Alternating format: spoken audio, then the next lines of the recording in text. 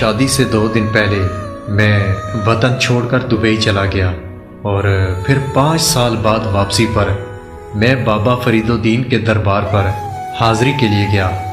میں وہاں بیٹھ کر دعا کر رہا تھا کہ اچانک مجھے اس کی یاد آنے لگی۔ اتنے سالوں بعد مجھے اس کی یاد آئی۔ اس کی یاد نے میری طبیعت خراب کر دی، میرا دم گھٹنے لگا۔ میں دربار کے ایک کونے میں جا کر بیٹھ گیا۔ میں یہ سوچ ہی رہا تھا کہ آج اتنے سالوں بعد یوں اچانک اس کی یاد اس قدر کیوں آ رہی ہے کہ اتنے میں میری آنکھ لگ گئی۔ پھر جب میری آنکھ کھلی تو وہ بالکل میرے سامنے کھڑی تھی۔ میرے لیے یہ کسی معجزے سے کم نہیں تھا، کیونکہ میں تو کبھی سوچ بھی نہیں سکتا تھا کہ ہماری زندگی میں کبھی دوبارہ ملاقات بھی ہوگی، اور مسکراتے ہوئے بس میری طرف ہی دیکھے جا رہی تھی۔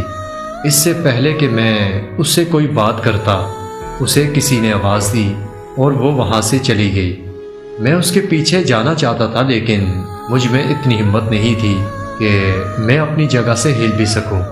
ماضی کی جن کڑوی یادوں کو ختم کرنے کے لیے مجھے وطن چھوڑنا پڑا تھا، وہی کڑوی یادیں پھر سے میرے اندر زندہ ہو چکی تھیں۔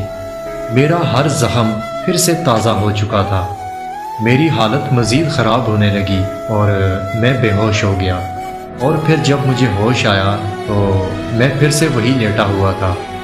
دربار سے گھر آ کر میں ایک عجیب سی کشمکش کا شکار ہو چکا تھا کہ دربار پر ملاقات محض ایک اتفاق تھا یا پھر خدا کی مرضی۔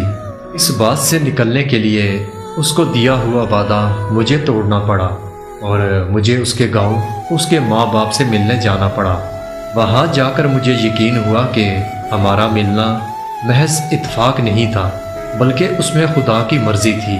اس کے گھر والوں نے بتایا کہ وہ تم سے شادی کرنا چاہتی تھی، لیکن ہم لوگوں نے صاف کہہ دیا تھا کہ خاندان کے باہر شادی نہیں ہو سکتی، اور پھر ہم لوگوں نے اس کی شادی خاندان میں طے کر دی۔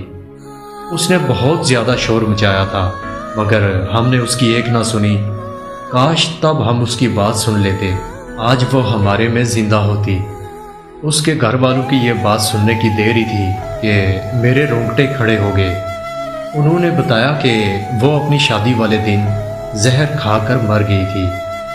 دربار پر وہ میرا خواب تھا یا پھر خدا کا معجزہ، لیکن میں سچ جان چکا تھا۔ جسے میں بے وفا سمجھ رہا تھا، اسی نے تو محبت میں اپنی جان دے دی۔